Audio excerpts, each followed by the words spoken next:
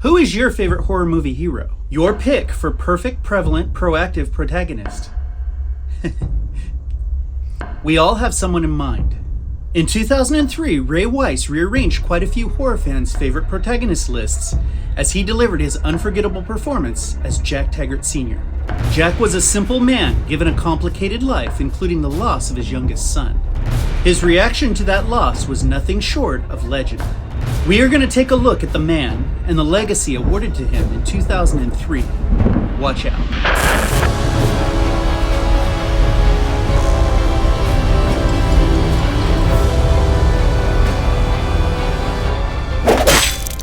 Jack Taggart Sr. will go down in the horror movie history books as one of the most proactive movie heroes ever. He was a simple farmer turned superhero in one tragic blink of an eye.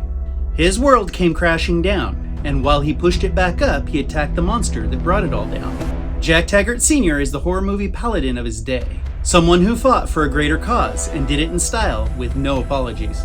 Jack Taggart Sr. is legend. We are going to take a look at Jack Sr. today, and as usual, it will be done with some liberties.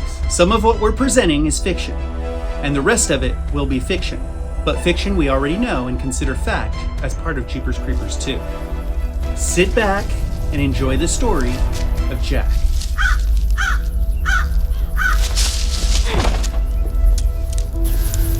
Really? Get number 3 up now. Don't come in and eat before you do.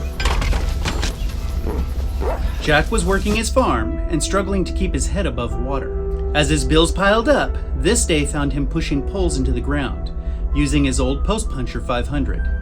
He was building a perimeter around his yard, including the chicken pen, so they would stop losing chickens to coyotes and wild dogs. It was difficult to run a farm nestled up against rolling hills and natural landscapes.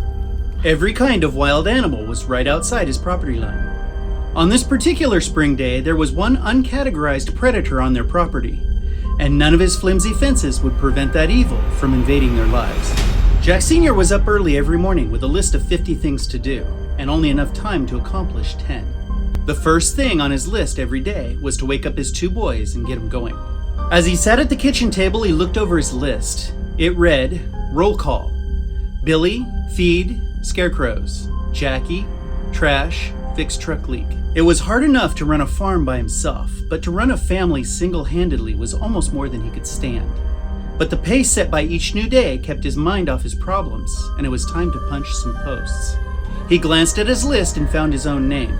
The first 2 lines read, add hydraulic fluid to the tractor and set posts. Billy, Jackie, last call. Well, good morning, Big Mac. The screen door slammed into its cradle as he went out to battle the land. Today's battle would be the most difficult Jack had ever faced. The boys were moving and not provoking each other, so everything was as it should be, everyone scratching items off their lists. It looks like Billy's been embellishing the scarecrows again. That center one looks overdressed, but at least he set it up nice and high. It was time to start the old tractor and let it warm up. It was left in gear, which means somebody was playing with it. What's Mackie barking at? His eyesight's gotten so bad, but at least he can still hear. The boys hadn't been the same since they lost their mother. They fought a lot. Jack was doing his best to keep them apart, but he was fighting a losing battle against testosterone and anger. Billy, you little asshole! Why don't you rat yourself out for a change? You little butt sniff! I ought to come out there and kick your ass! Don't use that kind of mouth on your brother. I told you that. And he had his own anger to come to terms with. They could all use counseling if he could afford it. For the time being, he was father, provider, protector, and counselor. Shut up, dickhead! I'll get Mac to come over there and bite your dong off! Jack was lost in his thoughts, but Mac's barking brought him back.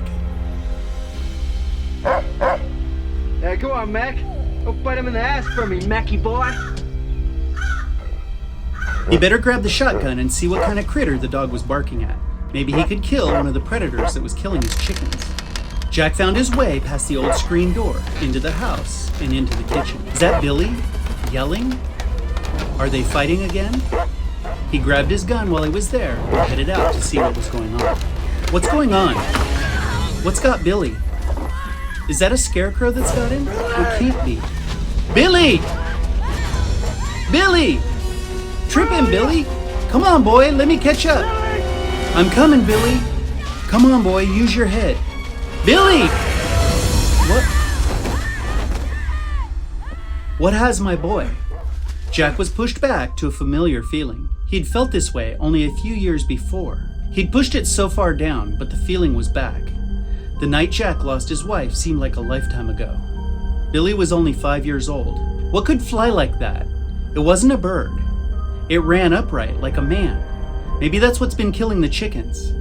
And if it is, then it might come back. And when it comes back, I'll be ready. Drop something. Jackie was in the room, but Jack didn't want to move. He was focused on his pain. What is that? A knife? And what would have something like this? It must belong to whatever took Billy. What in God's name took my son? Wherever it is, whatever it is, I will return its knife in person.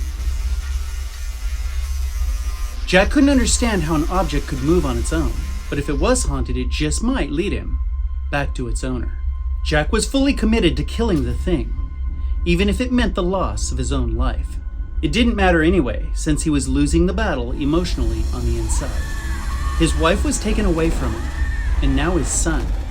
All of his anger and rage, all of his pain, was the fault of that thing.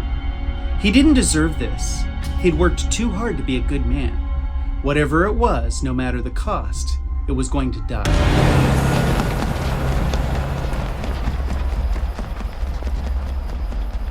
Jackie, load up the truck. The truck was all ready to go, and Jack should have known this. He and Jack Jr. had loaded it at first light.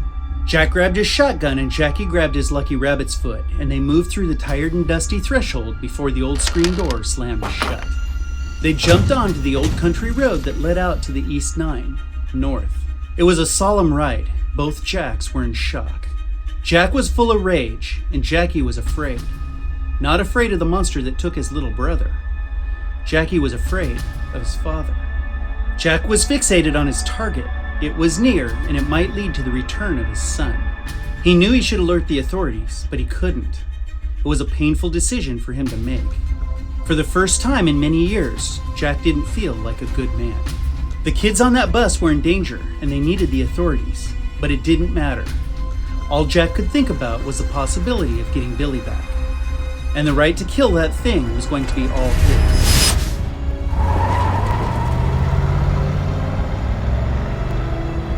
But Jack knew he had to keep his head. He had to remember that every one of those kids out there was someone's missing child. He had to do his best to get them all home tonight, and there was only one way to protect them all. Go after the source of danger. Take the fight to the thing that took his son. Jack convinced Minxie to get in the truck. She was no safer alone in the dark, and he needed her. You get in the cabin with Jack Jr. You stay down till this is over.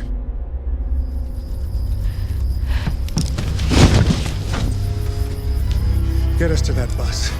She was the compass to get him to the bus, which she eventually did, reluctantly.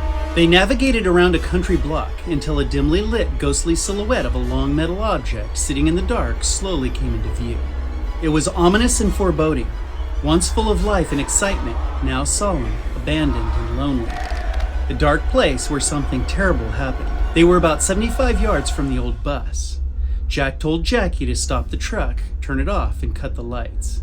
They sat motionless in the dark in the center of a neglected country road. Minxie and Jackie waited on Jack, while Jack waited on Karma. Waiting seemed hopeless. Was this place nothing more than the location of a past atrocity? Were Jack's efforts to find other victims all for nothing? At least he was able to rescue the girl. Okay, they're coming, so we gotta get out of here. We're gonna go down to the weeds and keep this rolling.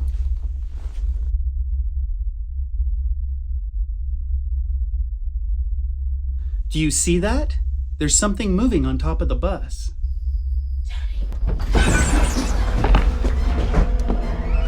Bookie! Then Jack could see it too, and then it was gone. Where did it go? What was that? Bookie! What are you doing here?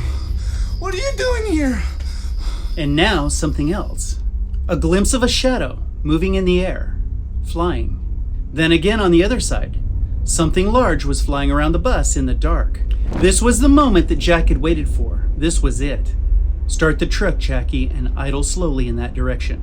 No lights. They moved slowly, quietly, and cautiously toward the bus. As they moved, everything became clearer. There were people on that bus, at least 2. The thing had momentarily disappeared. Jack was now convinced that fate had brought him the confrontation he so desperately wanted. But he couldn't see any opportunity here to hunt for Billy. He would just hunt the monster. After all, the sooner it was dead, the sooner all the children would be safe, and then he would have time to look for Billy. And then it appeared. It had been on the ground. It climbed up onto the bus, onto the roof. It bent down and reached through the roof and began to struggle with, look at that, a sitting duck. Jackie, turn on the spots. Oh dear God in heaven, what was he looking at? It was no man. It was no bird. It was somewhere in between, in pure evil. Jack had it dead to rights. He just knew his shot would count. He could feel it. He lowered the post puncher and took aim. He knew the harpoon would hit the thing before he ever pulled the trigger. Direct hit, right in the chest. But it isn't stopping. How? It looked like the harpoon was sticking straight into that thing's heart. And yet it's still flying around, seemingly undamaged. What in God's name was Jack fighting? What did he get his son Jackie into? What would happen to the girl? What would happen to him? Jack's story is a long one, so we're going to stop it here for now. Your pick for perfect, prevalent, proactive protagonist. Who put that in there? You didn't think I could read that. Just so you guys know, I don't read. I memorize my lines and I deliver them to you guys in a genuine way. They didn't think I could say that. You didn't think I could say that. Ha! I said it. I said that. Well, thank you guys for watching today. To be continued. Understand it takes a long time to edit video, and I didn't want to take 2 weeks to edit video. I wanted you to have a video this week. We'll do the second half next week, and eventually we'll put them all together if you want to watch it as one long video. If you haven't done so yet, please subscribe. It's right there. Until next time, we'll see you.